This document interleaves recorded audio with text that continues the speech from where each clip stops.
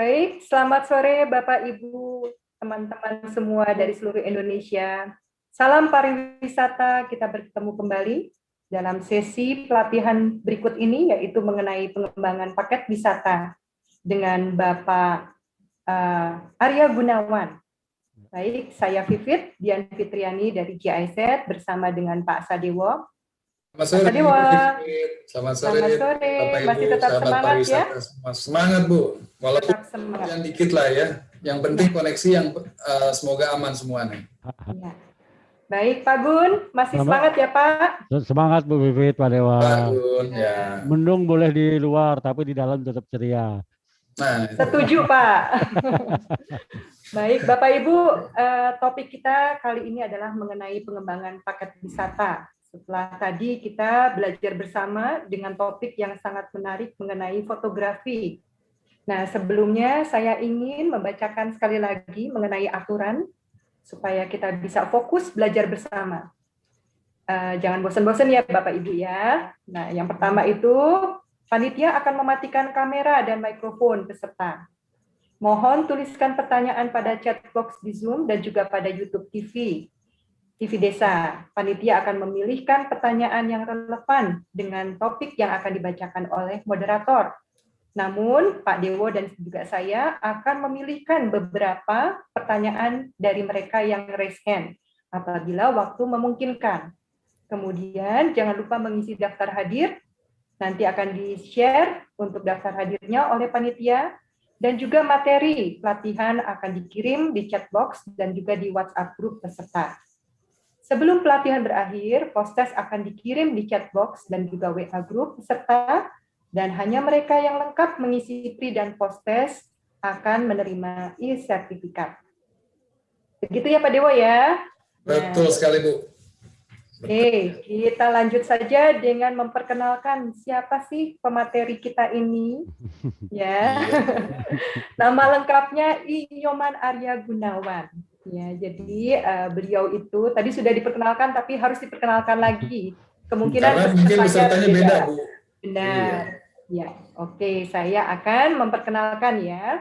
Beliau ini adalah Senior Manager for Europe, Baltic States, dan juga South Africa di Panorama Destination. Nah, jadi dengan posisi tersebut sangat cocoklah untuk nanti membicarakan mengenai pengembangan paket wisata, khususnya untuk turis dari negara-negara tersebut ya, betul, Pak Gun. Betul, nah, Ibu. Ini juga beliau memulai karirnya di bidang pariwisata, khusus tour dan travel sejak tahun 1988 sebagai tour guide, berbahasa Inggris dan juga berbahasa Jerman.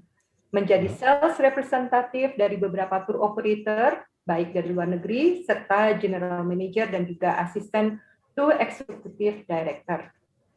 Yang menarik, ini juga saya harus sampaikan juga nih, bagaimana keluarga Bapak ini benar-benar bineka tunggal ika ya.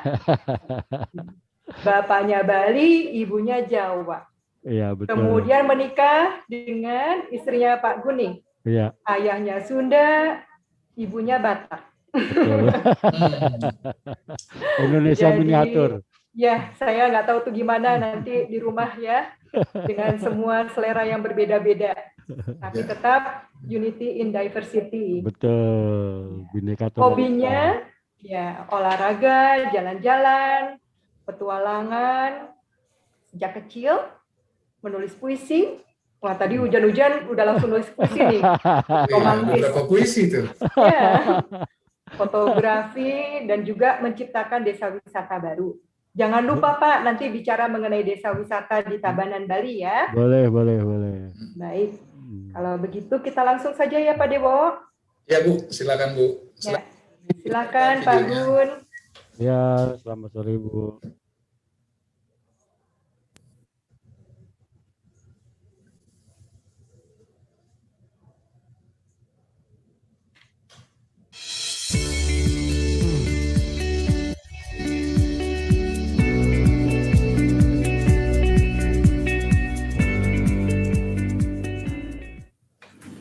Halo sahabat pariwisata Indonesia, senang sekali dapat bertemu dalam kesempatan pelatihan pariwisata inklusif secara online.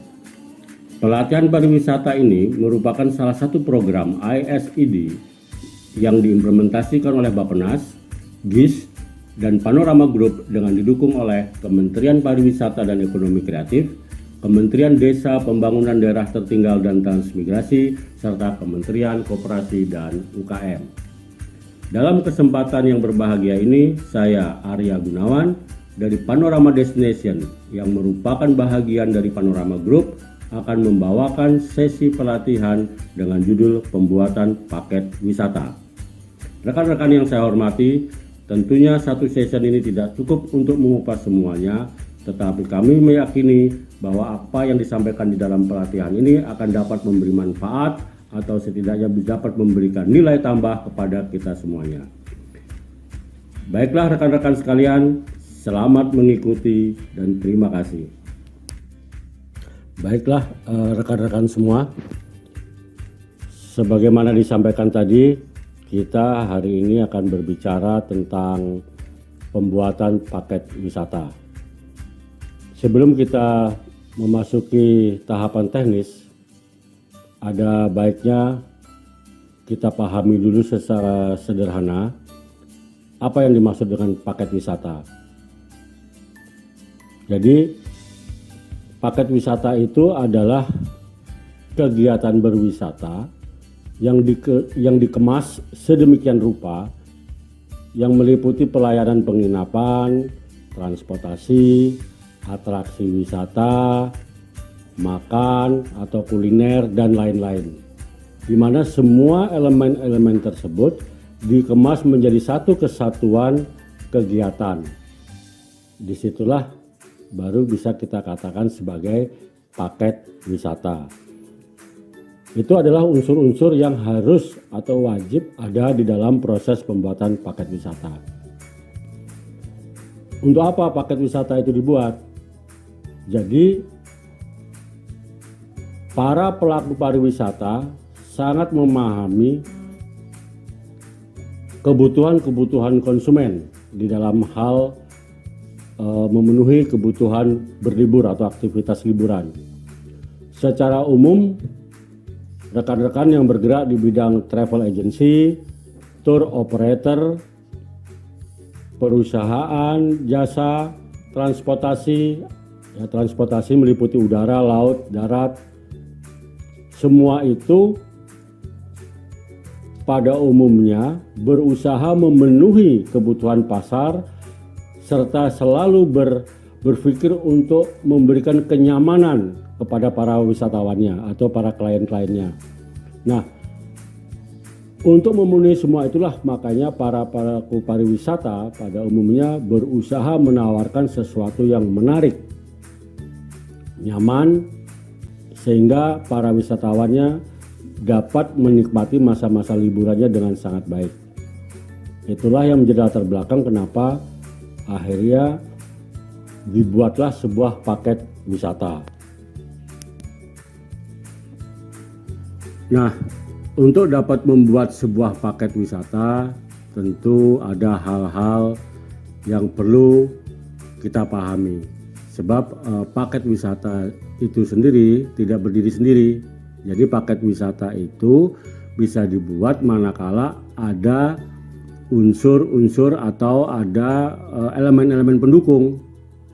Jadi apa saja misalnya Ya, untuk dapat membuat paket wisata itu kita harus ada produk wisata atau produk wisata. Apa sih produk wisata itu? Nah, kalau kita lihat pada skema ini, dalam skema ini ada beberapa produk-produk wisata. Contoh, hotel atau penginapan atau yang sejenisnya, villa. Kemudian ada perusahaan transport. Transport ini bisa meliputi transportasi darat, laut ataupun udara sesuai dengan kemasan program yang ingin dibuat. Kemudian ada produk wisata lainnya yang menjadi pendukung, sehingga ini akan melengkapi dibuatnya sebuah paket wisata. Nah, kalau elemen-elemen ini sudah terpenuhi, jadi ada hotel, ada transport, ada tiket, ada restoran, ada objek wisata, dan lain-lainnya itu, maka langkah berikutnya kita akan membuat itinerary. Apa itu itinerary? Itinerary itu adalah perjalanan kegiatan dari awal hari pertama sampai berakhirnya sebuah kegiatan wisata. Di situ disampaikan rundown acaranya, kemudian menggunakan fasilitas hotel di bintang berapa, makan di mana, dan seterusnya dan seterusnya. Kalau itinerary ini atau rangkaian acara ini sudah dibuat dengan baik dan lengkap, maka langkah berikutnya adalah menyusun anggaran atau cost, atau juga sering disebut breakdown. Seluruh biaya yang ditimbulkan dari elemen-elemen yang ada di dalam pembuatan paket wisata ini harus dimasukkan untuk dihitung. Sehingga dengan penghitungan yang teliti, maka kita akan menjumpai angka tertentu sebagai angka net cost. Net cost itu adalah biaya asli dari kegiatan wisata tersebut. Nah, untuk selanjutnya, kalau elemen-elemen ini semua sudah terpenuhi, maka nanti terserah dari rekan-rekan masing-masing kebijakannya akan menaikkan berapa persen sebagai profit atau sebagai margin daripada paket tersebut. Jadi kami ulangi lagi sekali, produk-produk wisata, ya, semua jenis kegiatan wisata mulai hotel, tiket atau transportasi, objek wisata, kegiatan wisata. Kegiatan wisata itu seperti apa sih? Misalnya arung jeram atau berselancar, itu salah satu contohnya, atau bercocok tanam atau memasak atau cooking course, ya, sekolah masak. Itu semua adalah jenis-jenis bentuk wisata. Itu semua setelah terkumpulkan elemennya, angkanya diketahui dari masing-masing vendor atau supplier yang ada, kemudian dibuatkan itinerary atau urutan acaranya sehingga bisa dihitung kembali detail biaya sesungguhnya terhadap sebuah paket. Setelah semua angka dimasukkan, kemudian ketemu angka finalnya, tinggal disesuaikan dengan margin sesuai dengan kebijakan masing-masing rekan-rekan. Dari sinilah baru dilengkapi dalam sebuah kemasan produk yang disebut menjadi paket wisata. Jadi panjang berapa lama durasi sebuah paket wisata itu sangat tergantung untuk pasar mana paket ini dibuat. Misalnya kalau untuk paket orang-orang Asia mungkin 4 hari 3 malam, atau untuk paket orang-orang Eropa mungkin 9 hari 8 malam, karena kalau Eropa akan membutuhkan waktu lebih panjang. Itu contohnya kira-kira seperti itu. Jadi kalau elemen-elemen ini sudah terpenuhi, maka baru kita mengatakan bahwa kita sudah memiliki sebuah paket wisata yang siap jual. Nah, berikut bisa kita lihat salah satu contoh produk wisata yang kemudian bisa dijadikan paket. Jadi sebuah program yang meliputi kegiatan aktivitas tur yang mengkombinasikan antara unsur pendidikan, wisata, pengenalan budaya, serta adanya interaksi sosial dengan masyarakat setempat dan pengenalan nilai-nilai kearifan lokal. Nah, program ini dapat dikemas juga dalam berbagai kombinasi dan games atau team building sesuai dengan kebutuhan atau target pasar yang ingin dicapai. Nah, dan berikut ini ada beberapa contoh gambar yang bisa dikategorikan sebagai elemen pendukung dari sebuah produk.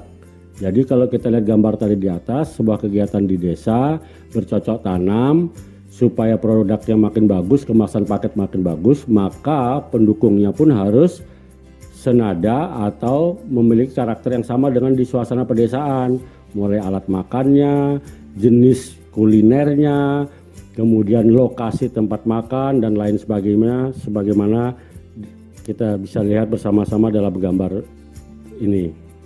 Nah, setelah mengikuti penyampaian secara singkat tadi, maka silakan rekan-rekan mencoba untuk membuat sebuah paket wisata berdasarkan potensi yang ada di daerah masing-masing.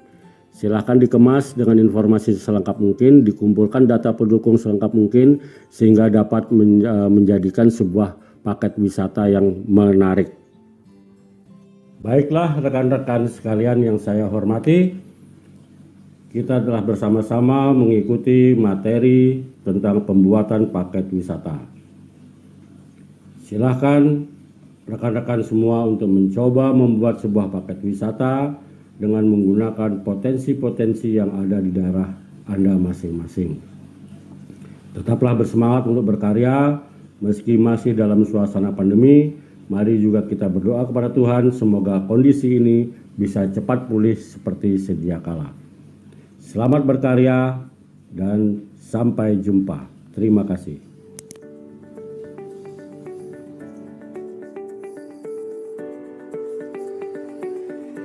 Oke, Bu Vivit. Ya. Ya, memberikan pandangan langsung bagaimana menghitung paket wisata khususnya untuk mancanegara tadi. Benar. Tadi waktu di sesi sebelumnya yang mengenai fotografi sudah kita sampaikan ya Pak Dewo ya, bahwa memang ada pergeseran untuk wisatawan karena COVID ya, jadi kita lebih fokus kepada wisatawan Nusantara, tapi kita harus optimis apabila COVID-19 ini bisa ditangani dan nanti akan bisa traveling lagi ya. Tentunya wisatawan mancanegara akan datang kembali ke Indonesia. Amin, pasti itu ya. Di dalam video juga Pak Gun sudah menyampaikan doa-doanya. Kita doakan bersama. Baik, tanpa menunggu panjang lebar lagi, kita langsung kepada pertanyaan Pak Dewo. Ya, silakan Bu Vivit dulu, boleh langsung. Baik ya, saya akan bacakan pertanyaan pertama. Ini dari Bapak Ferry. Bapak Ferry dari Tur di Sumba. Izin bertanya Pak Gun, saya Ferry dari Tur di Sumba. Apa pertimbangan utama untuk menaikkan harga? Ini tentunya untuk profit. Dan berapa besaran paling banyak yang paling ideal untuk profit per paket wisata? Ya, ini sudah langsung ke bisnis ini.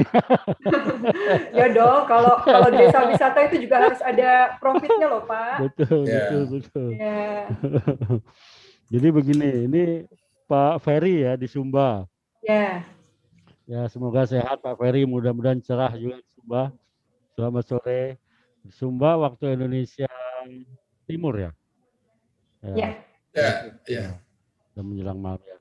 Intinya begini, pertimbangan menaikkan harga itu ada beberapa hal. Satu, bisa kita kategorikan eksternal, bisa internal. Ada dua ya. Internal itu apa? Internal itu apakah elemen-elemen di dalam sebuah paket tur itu memang mengalami kenaikan atau tidak? Ya kan, artinya biaya produksinya naik apa tidak? Ya, kalau memang biaya produksi itu naik, tentunya kita tidak perlu merubah angka itu. Karena jangan lupa menaikkan sebuah harga itu akan berdampak kepada atau terkait dengan strategi marketingnya, strategi pemasarannya, pasti akan berdampak kepada konsumen. Satu, kalau di eksternalnya, apakah situasi di luar elemen yang ada ini memang mewajibkan kita untuk menaikkan? Apa terkait dengan pasar luar negeri, ya mungkin mata uang ya, apa naik turunnya mata uang itu sangat berpengaruh. Apakah itu kita perlu menaikkan atau tidak? Jadi menaikkan secara bahasa sederhananya, menaikkan atau tidak sebuah paket wisata itu sangat tergantung sebenarnya kepada strategi marketing di internal perusahaan itu sendiri, Pak. Karena itu kaitannya dengan daya saing, dengan kompetitor. Itu kira pertimbangannya. Kalau kalau boleh sarankan, kalau memang tidak ada elemen-elemen yang mengalami kenaikan secara krusial, bertahanlah di angka itu, tidak perlu dinaikkan. Sehingga itu tidak membuat shock psikologi untuk konsumen. Kan konsumen juga bisa kaget-kaget kalau melihat naik, apalagi naiknya tinggi. Ya, itu perlu pertimbangan serius.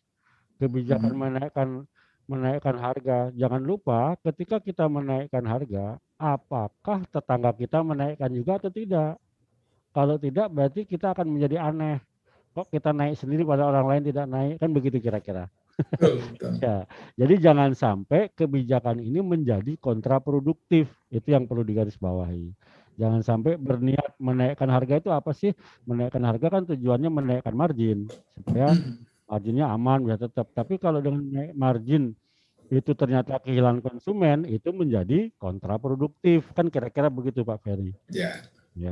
Oke, Pak. Itu kira-kira. Kalau pertimbangan berapa persennya itu sangat relatif ya Pak.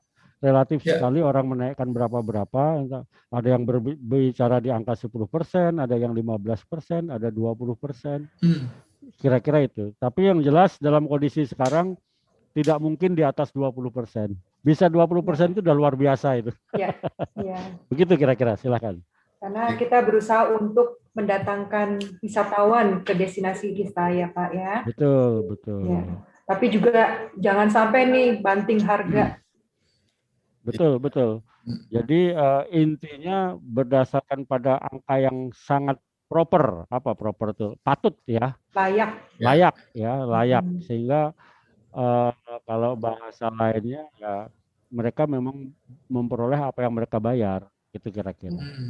Jadi artinya mungkin juga jangan sampai pertempurannya masalah harga ya. Betul. Kalau mau keluar dari peperangan harga harus menciptakan servis yang berbeda dengan itu. Betul. Itu kaitannya ke quality. Karena kan sebenarnya kalau ditarik secara sederhana ada pasar yang berorientasi kepada harga, ada pasar yang berorientasi kepada kualitas. Tinggal tentukan saja kita mau bermain di lapangan yang mana, gitu kira-kira. Nah, ini sekarang didengung-dengungkan nih Pak mengenai quality tourism. Ya, jadi memang supaya bisa membedakan dengan produk yang lain ya quality itu ya, kualitas itu yang harus dikedepankan. Betul. Pak Dewo, mau membacakan yang pertanyaan kedua, Pak? Boleh. Nggak lupa juga kita undang untuk yang raise hand biar bisa komunikasi nanti Bapak Ibu sekalian ya. Saya yang kedua Bu Vivit. Ini kan lama pengalaman juga bikin produk segala. Ini ada pertanyaan relevan dari Pak Valentino Ignatius. Ya, yang tadi kayaknya nih. Bertanya, apakah paket wisata yang kita buat punya hak cipta atau dilindungi undang-undang? Nah, ini keren nih. Paket wisata kan mungkin pernah di-copy sama orang lain gitu Pak. Nah, boleh begitu. Begini, ini sesuatu pertanyaan yang menarik ini. Menarik. Jadi begini, kalau kita bicara paket wisata, kalau kita bicara itu kan hak paten itu hak perlindungan intelektual sebenarnya, ya nggak haki ya. hak atas keintelektualan seseorang. Jadi kalau kita paket wisata itu sebenarnya eh, kalau secara teori kita patenkan bisa, tetapi tidak ada benefitnya kita patenkan. Karena kalau hak paten itu kan kita copy, kita tiru, kita rubah sedikit selesai urusannya. Kira-kira kan begitu. Kalau contoh saya kasih contoh nih, saya kasih nama Sadewa, Pak Dewa nih. Pak Dewa nulisnya pakai huruf kecil semua. Tiba-tiba saya kombinasikan A besar, D kecil, udah nggak bisa ngapa-ngapain Pak Dewa. Iya, Nah, betul. betul. Nah, intinya itu boleh dalam bahasa sederhana mungkin kita bisa katakan tidak perlu menuju ke arah paten kalau kita bicara paket wisata. Kenapa tidak? Satu alasannya bahwa terlalu banyak kombinasi yang bisa dikembangkan dan kemudian sangat mudah ditiru. Nah, lalu bagaimana menyikapi situasi seperti ini? Menyikapi situasi ini saya mengajak rekan-rekan semuanya, satu, be kreatif.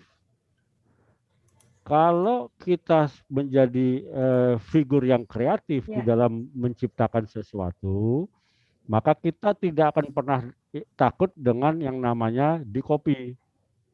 Yang saya maksud dengan be creator, don't be copier. Jadilah yang menciptakan, jangan menjadi tukang fotokopi. Kira-kira itu. Karena keuntungan bisnisnya begini Bu, kalau saya meng-create, contoh sederhana, kalau saya menjual kopi, secangkir kopi, kemudian saya pakai cangkir dengan jual Rp5.000, orang lain belum ada yang menjual kopi. Dalam satu putaran, katakanlah satu semester, 1 tahun pertama, laris. Tapi tahun kedua mulai diikuti oleh orang lain yang juga ikut menjual kopi. Nah, posisi ini kita nggak usah takut, biarkan saja. Nah, kalau kita kreatif, kita ciptakan lagi yang baru, mungkin kopi susu. Nah, ketika orang jual kopi, kita sudah jual kopi susu. Kan di tahun pertama ketika kita menciptakan kopi itu, kita sudah dapat benefitnya di situ. Making bisnisnya sudah dapat. Kira-kira itu. Intinya jangan takut dengan kompetisi. Lanjut, silakan. Jadi setelah kopi, kita ciptain kopi susu. Itu yang lain ngikut, kita bikin ciptaan lagi minum kopi susu di sawah gitu ya. Betul. Ada lagi ngikutin minum kopi di sawah, tambah lagi minum kopi susu, ditambah naik gajah misalnya gitu. Betul.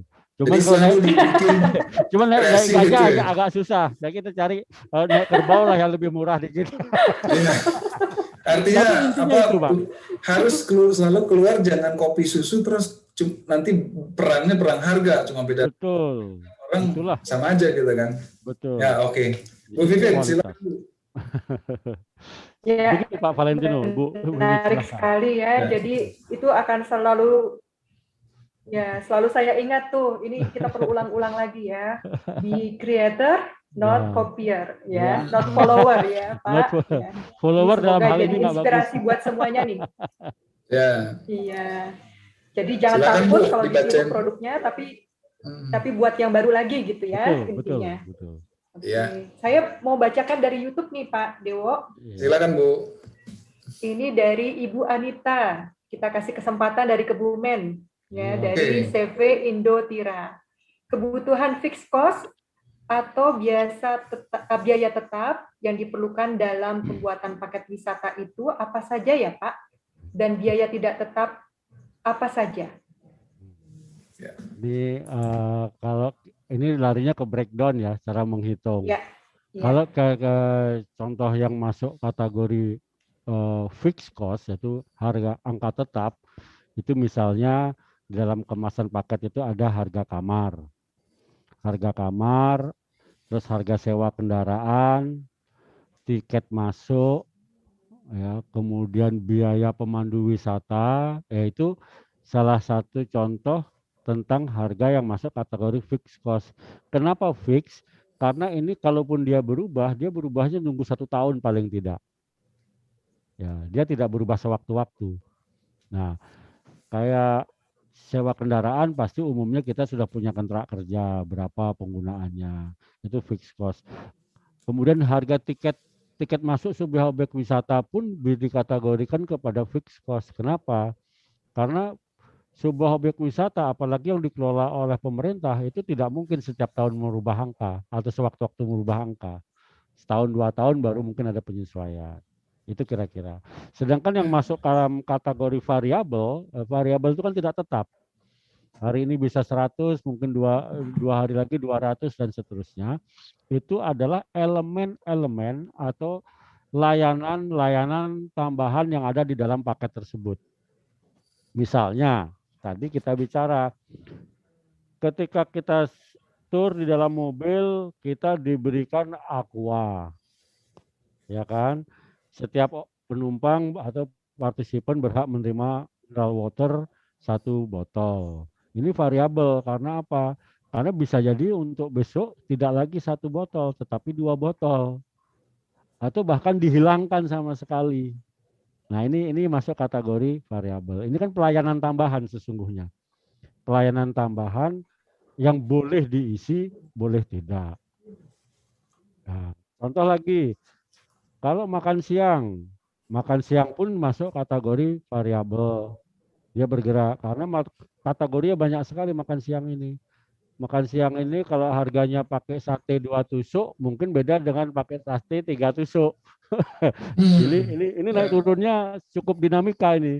Apalagi untuk orang Indonesia dan orang Asia ya Bu. Kalau kita bicara kulinernya, ini tiba-tiba bisa sambal terasi diganti saya pakai sambal tomat. Nah itu bisa begitu nanti. Nah ini masuk hal-hal semacam ini masuk ke variable cost. Ya.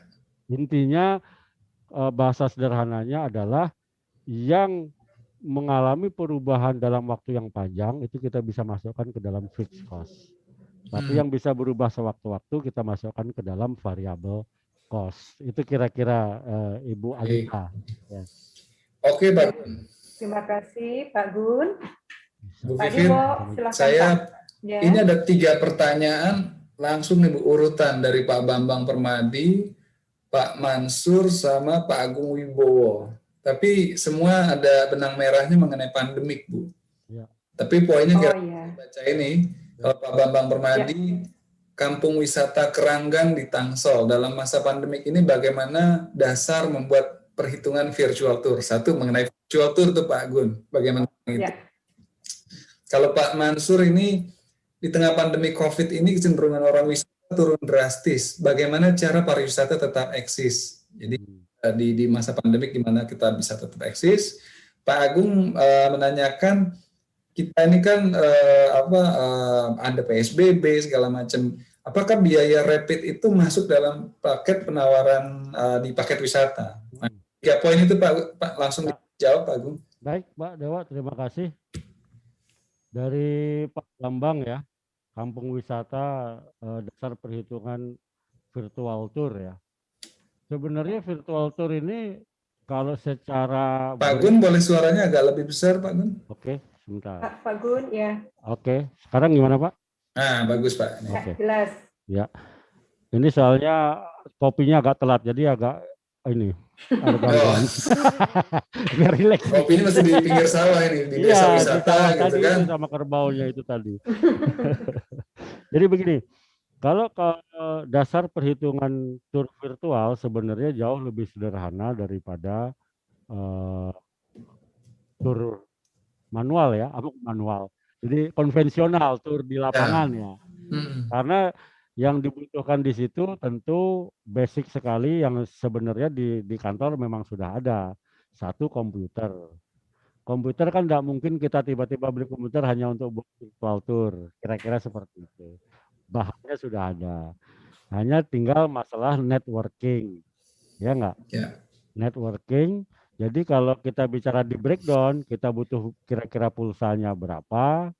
Kan begitu untuk mengamankan Mbps-nya, kira-kira spesifikasi sehingga jaringannya bisa bagus.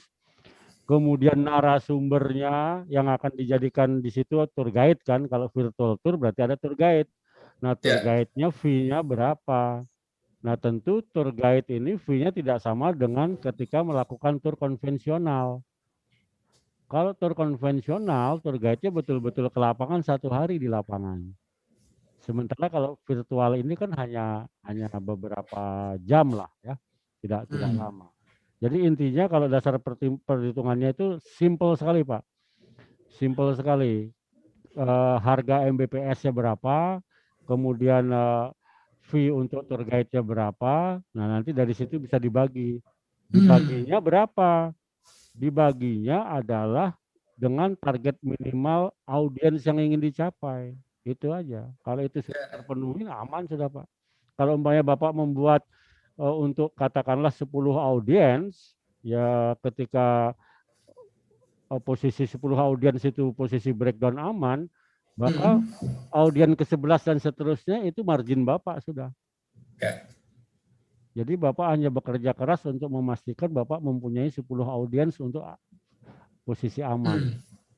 Untuk mengcover cost-nya. Itu kira-kira Pak. Oke Pak. Ya.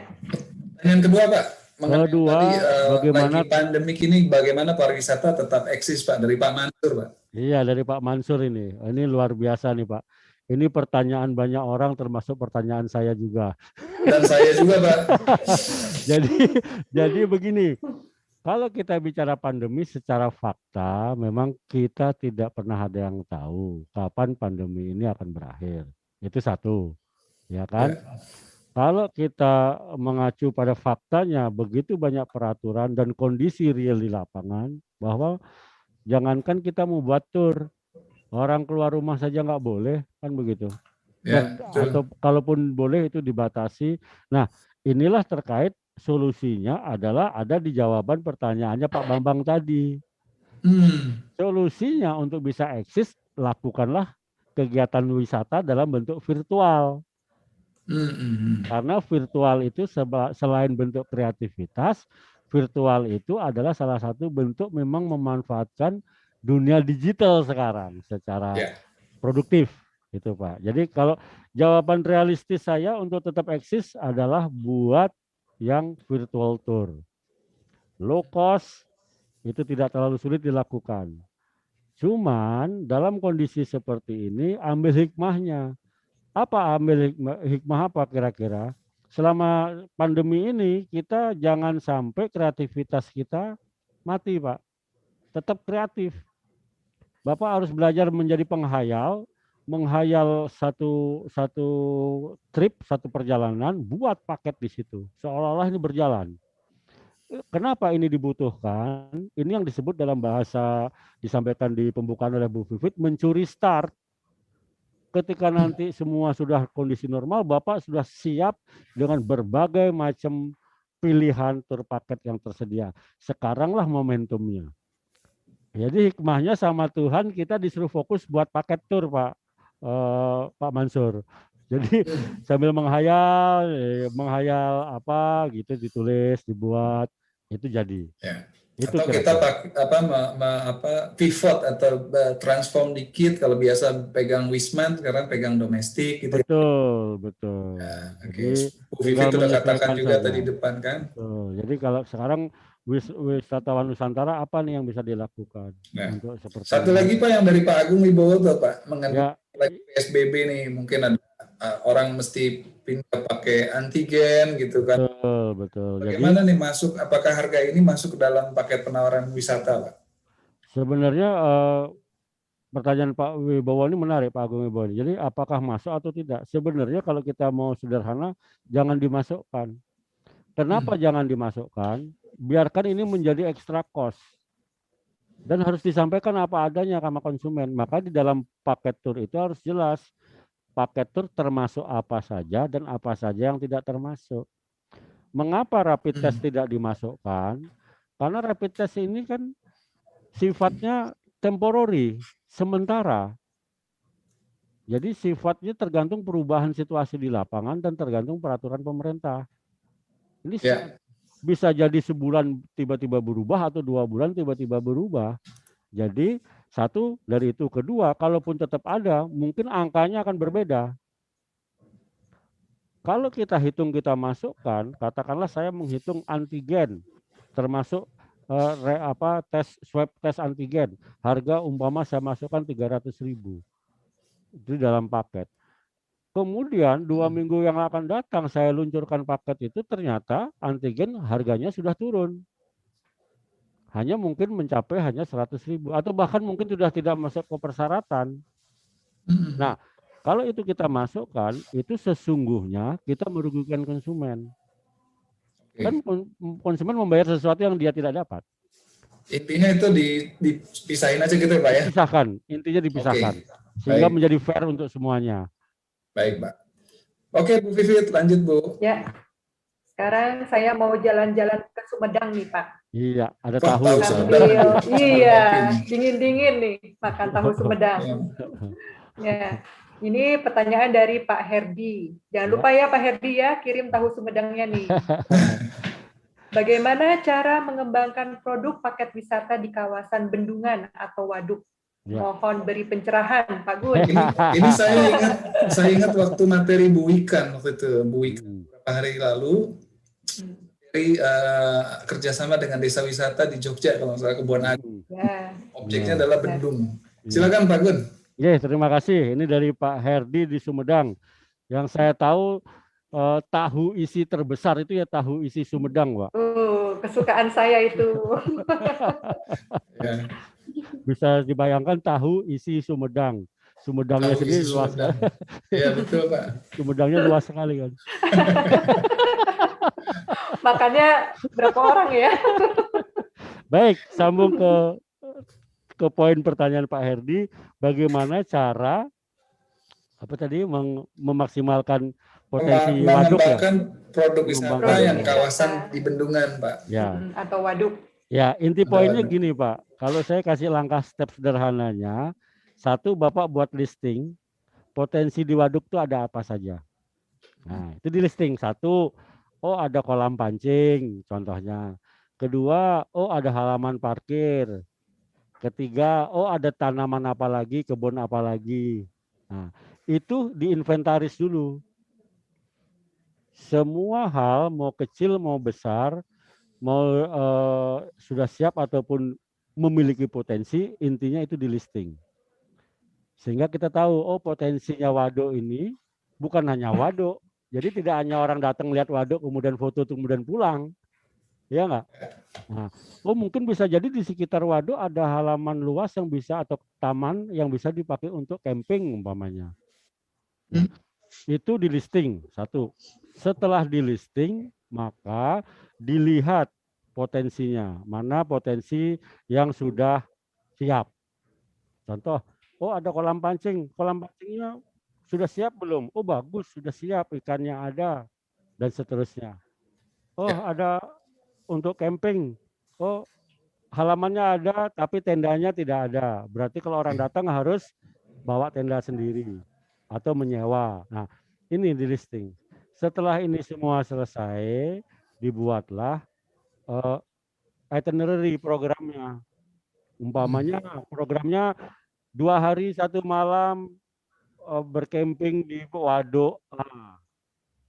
Berikut termasuk pancing dan umpannya. Umpamanya begitu. Ya kan? Acara malam minggu umpamanya. Lalu kalau sudah ini dibuat detail, muncul harga, terus di sini juga harus diketahui persis ketika kita menghitung di awal, ini pasarnya siapa, Pak? Bapak buat paket mancing atau camping ini untuk siapa? Ya. Apakah untuk Karang Taruna di sebuah desa, ya kan? Atau pasarnya adalah mungkin siswa-siswa sekolah, atau mungkin pramuka, kan bisa. Anak siswa itu yang akan menentukan nanti. Tapi cara mengembangkannya, satu listing, buat daftarnya. Kedua, cek kesiapan masing-masing elemen itu. Ketiga, kalau ini sudah clear. Ketiga, siapkan paket programnya, dihitung semuanya. Keempat, lakukan pemasaran dengan cara promosi. Bisa ke Facebook, ke Instagram, dan lain-lain. Itu kira-kira lupa foto yang bagus gitu ya Pak. Foto yang bagus. Sambil pegang tahu isi Sumedang. Itu penting. Kira-kira silakan Pak. Ya. Kalau boleh menambahkan nih Pak Gun. Ya, silakan. Ya, jangan lupa juga mengenai kesehatan dan keselamatan ya. Betul. Karena kan kalau waduk, bendungan itu kan ada kemungkinan terjadi tenggelam seperti itu ya. Pada prinsipnya begini, setiap kegiatan outdoor itu memiliki risiko lebih. Ya. Nah, dari pihak pengelola itu harus mempertimbangkan itu. Satu, minimal punya posko yang namanya unit P3K. Itu harus selalu Oke. siap. Ya, itu sebagai bahan persyaratan. Kalau dia kegiatannya bersifat bersentuhan dengan air karena di waduk, turun waduk, maka perlindungannya bagaimana? Diwajibkan setiap peserta yang masuk ke waduk menggunakan baju pelampung. Dan Ya. itu disediakan. Itu elemen-elemen pendukung yang ketika pada waktu listing itu tadi. Itu kira-kira. Terima kasih Ya. Bu Vivi, tambahannya itu penting, benar. Ya. Saya Keamanan. seringkali Ya. sedih, Pak, karena di Indonesia ini seringkali kita melupakan hal tersebut ya. Betul, betul Ibu. Betul. Jadi padahal keamanan itu kalau kita lihat contohnya aja di New Zealand ya, itu nomor 1. Jadi keselamatan wisatawan itu memang menjadi prioritas juga. Betul. Dan betul. kita harus ikuti yang baik ya. Betul, betul. Sering kita dengar ya berita yang mungkin ada kecelakaan karena perahu terbalik misalnya di waduk gitu. Itu juga kelebihan penumpang gitu ya Bu ya. Iya, benar. Dan itu tidak tertolong karena tidak ada pelampung kan. Oke Bu Vivit, lanjut Bu. Ya, kita lanjut. Tadi saya sudah bacakan, sekarang giliran Pak Dewo. Oke. Mau jalan-jalan kemana Pak? Saya mau undang Bu Triana aja deh, Bu Triana. Ya. Untuk nanya. Bu Triana, silakan Bu Triana bisa langsung yang udah raise hand. Ya Bu, suaranya di unmute dulu Bu. Halo, Assalamualaikum. Waalaikumsalam Bu Triana. Terima kasih Pak. Mohon maaf dan mohon izin. Karena saya memang lagi tertarik untuk memajukan desa itu yang punya potensi untuk membangun desa wisatanya Pak. Jadi saya mantap Bu. Silakan Bu. Ya, jadi gini, untuk menciptakan suatu paket wisata, apakah paket itu harus tempatnya berdekatan? Misalnya kan ada beberapa kegiatan dalam satu paket wisata. Kegiatan-kegiatan tersebut apakah harus lokasinya berdekatan? Sedangkan kalau seandainya paket wisata yang datang ke Bangka Belitung itu kita usahakan bukan dari wisatawan lokal aja, maksudnya untuk daerah yang sekitar Bangka, tapi wisatawan dari luar daerah seperti Jakarta, Bandung, Surabaya, kayak itu tertarik untuk yang sudah terkenal dengan pantainya yang indah di Bangka Belitung, Pak. Kemudian juga setelah saya terjun ke desa-desa ini, ternyata desa-desa itu mempunyai potensi wisata yang cukup bagus potensinya. Namun karena belum ada sentuhan dari siapapun, mereka masih agak kesulitan, terutama dalam hal pendanaan. Dan saya sedang mendorong kades-kades untuk berupaya bagaimana caranya untuk membuka wisata-wisata di desa yang ada potensinya di desa. Nah, oleh karena itu, apakah bisa kalau seandainya potensi wisata antar desa itu kita jadikan satu paket kayak gitu Pak, sehingga orang yang datang sudah dari luar jauh dengan biaya yang tinggi itu tidak rugi melihat banyak dan walaupun lokasinya jauh-jauh gitu Pak. Betul. Itu aja. Oke Bu. Terima kasih. Poinnya sudah kita tangkap. Ya, makasih. Ya, silakan Pak Gun. Baik, Bu Triana, ini bagus sekali pertanyaannya. Jadi pada prinsipnya menyatukan beberapa potensi yang ada di sekitar wilayah yang berdekatan itu adalah sesuatu yang ideal. Kenapa ideal? Di mana wisatawan yang datang itu bisa berhemat waktu perjalanannya. Jadi bisa lebih maksimal lagi menikmatinya. Jadi kalau dari satu desa A dia menikmati sesuatu, kemudian dia pindah ke desa B hanya membutuhkan waktu setengah jam atau 1 jam, itu mereka dalam kondisi yang masih sangat segar dan masih sangat antusias untuk menikmati desa B. Dan demikian seterusnya. Sehingga dalam waktu yang tidak terlalu banyak terbuang oleh waktu di jalan, mereka lebih mendapatkan benefit yang lebih banyak. Jadi, kalau memang memungkinkan Bu Triana, cobalah kumpulkan potensi dari masing-masing desa itu, dikemas menjadi sebuah paket bersama. Satu itu. Tapi challenge-nya ada di mana? Tantangannya ada di mana?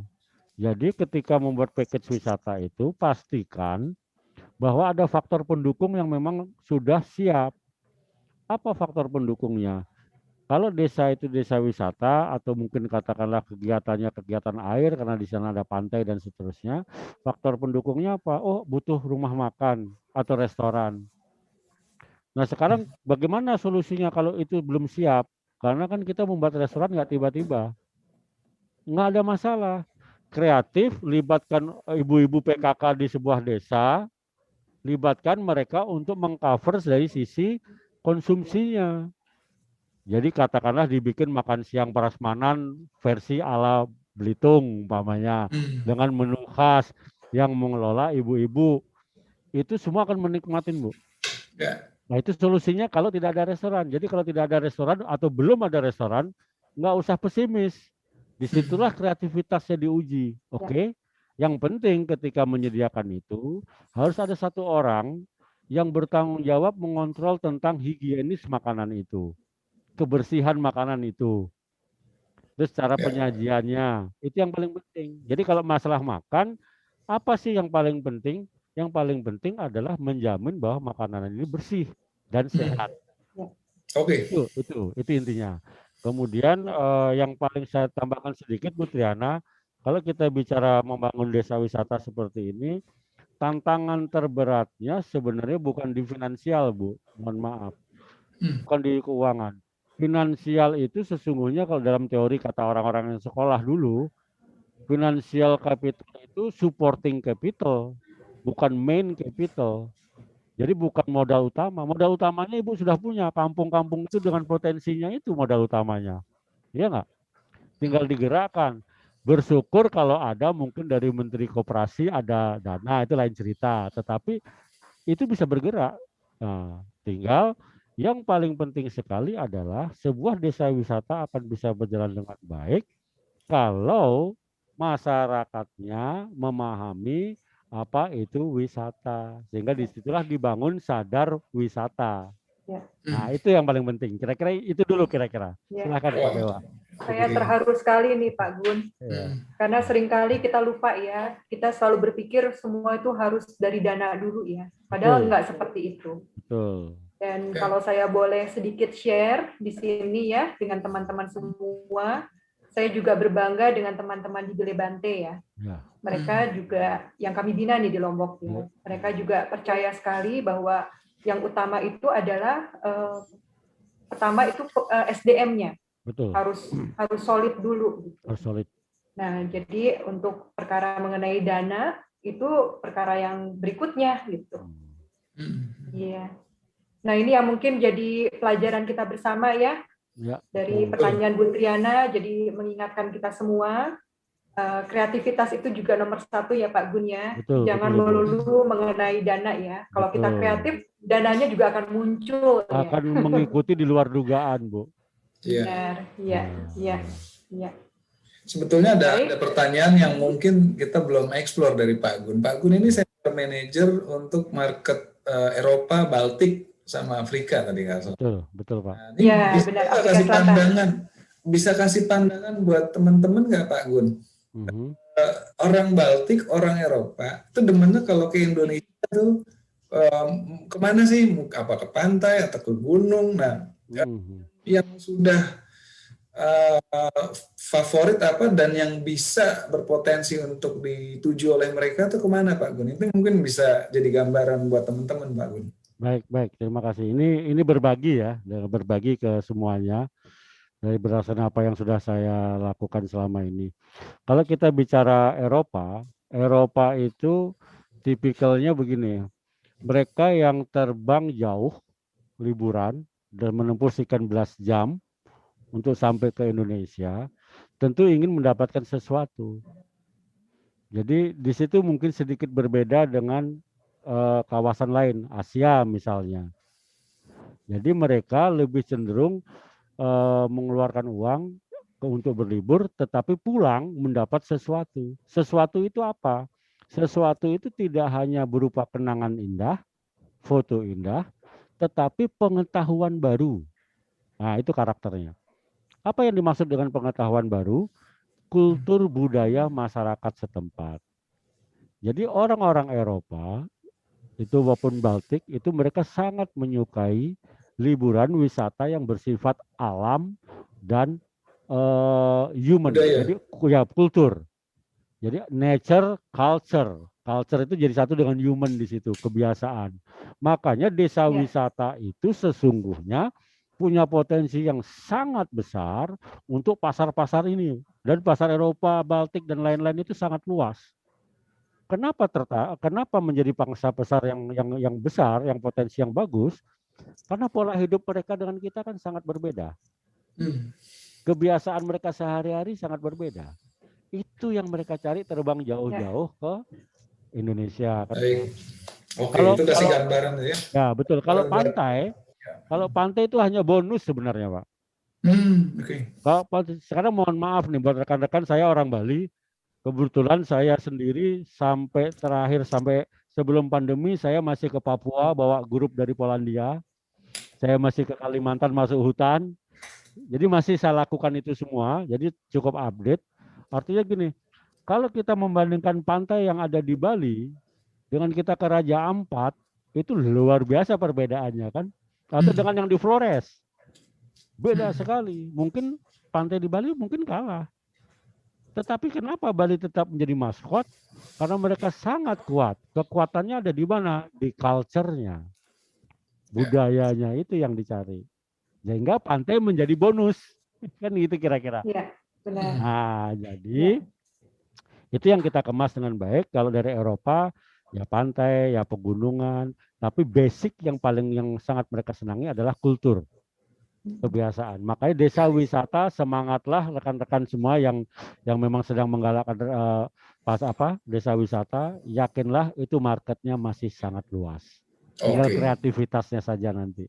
Dan tinggal pengemasan melalui storytelling nih ya Pak ya. Betul Ibu. Betul, ya. Kita terkadang lupa bagaimana membawakan cerita-cerita ini. Ya, padahal itu yang bisa dijual ya Pak. Betul. Saya kasih contoh boleh nggak sedikit ya? Ya, silakan Pak. Ya, saya pernah menangani grup besar, saya tidak sebut di negara Eropa. Yang saya lakukan sebenarnya sangat sederhana, tapi mereka sangat antusias dan sangat merasa luar biasa surprisingnya gitu. Jadi padahal yang dilakukan sederhana. Contoh ketika dia datang di desa wisata itu, kita welcoming mereka dengan peta desa. Kebayang nggak sih ngasih peta desa ke bule-bule itu? Ya kan? Nah, peta desanya tidak dibuat digital, tidak. Kita kerjakan manual. Jadi dari selembar kertas yang berwarna, saya libatkan anak-anak SD untuk menggambar. Saya kasih contoh peta yang dia buat. Itu peta desa sederhananya. Oh, di sini rumah kepala desa, di sini ada puskesmas, di sini ada sekolah. Kita akan menuju ke sini dan seterusnya. Itu kegiatan dia di desa itu. Itu bekal peta mereka kita lepas didampingin oleh orang-orang anak-anak sekolah itu untuk mencari tujuannya. Jadi ide saya ini muncul sederhana dari pelajaran tanda jejak ketika dulu ikut pramuka. Jadi saya terapkan untuk orang Eropa. Itu menarik banget. Itu menarik banget dan itu pernah saya lakukan. Dan itu mereka sangat surprise. Kebayang mereka datang santai disambut anak-anak, dikasih peta. Oh ya, welcome to the village. Selamat datang di desa kami. Anda nanti istirahat di Balai A. Balai A itu tempatnya di mana? Ini peta Anda cari sendiri. Keren tuh, Bu. Jadi oke, Bu Vivit, 4 menit lagi nih Bu kita nih. Ya, 3 menit itu lagi. Kira-kira silakan. Ini soalnya kalau terus panitia. Panitia juga sudah mengingatkan mengenai waktu ya. Ya, siap. Lanjut silahkan. Pertanyaan masih banyak, tapi bila masih ada yang mau langsung bertanya ke Pak Arya Gunawan, saya type di chat box, bisa Bapak Ibu sekalian berkomunikasi via email. Ya, silahkan. Dari Instagram ya. Dari Instagram juga tadi Argun PH, Pak. Argun PH. PH-nya fotografer. Ya, saya masih ingat. Saya murid yang baik. Argunnya dengan pelajaran dari Pak gurunya nih. Kita ingatkan mengenai sertifikat. Kita ingatkan mengenai sertifikat, Bu. Baik. Ya, Bapak Ibu, mohon bersabar ya. Kita rangkaian pelatihan masih akan berlangsung, masih 2 hari lagi. Di hari Ya, kita Sabtu ingatkan tanggal juga. 20 dan juga di tanggal 22.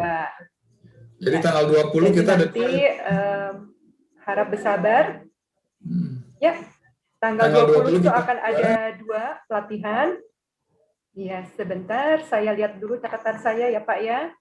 Jadi untuk tanggal 20 itu kita akan mulai di pagi hari. Ini bagaimana menarik pasar corporate ke desa wisata. Ini belum pernah Beda kita lagi bahas nih pasarnya. corporate.